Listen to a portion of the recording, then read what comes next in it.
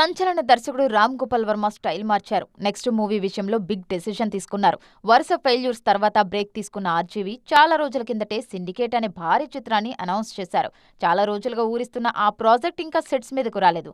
Final గా మారిన వర్మ కొత్త సినిమాను అనౌన్స్ చేశారు.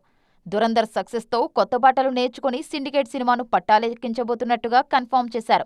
ఈ గ్యాప్ లో పోలీస్ స్టేషన్ మే బూత్ అనే హారర్ థ్రిల్లర్ మూవీని పట్టాలెక్కించారు వర్మ.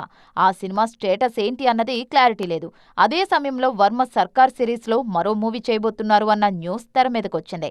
గతంలో ఈ సిరీస్ లో వచ్చిన సినిమాలన్నీ సూపర్ హిట్ కావడంతో వర్మ సర్కార్ 4 సినిమానే ముందు చేస్తారన్న ప్రచారం జరిగింది.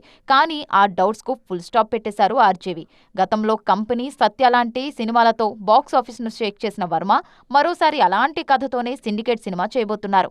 ఆర్గనైజ్డ్ గా క్రైమ్స్ చేసే ఓ సిండికేట్ అవతరిస్తే ఇండియా లా అండ్ ఆర్డర్ ఎలా కుప్పకూలుతుందన్న ఇంట్రెస్టింగ్ కాన్సెప్ట్ తో నెక్స్ట్ మూవీని చేయబోతున్నట్టుగా అనౌన్స్ చేశారు. మరి ఈ సినిమాతో అయినా వర్మ బౌన్స్ బ్యాక్ అవుతారా? మారిన వర్మ హిట్ ఇస్తారా? Let's wait and see.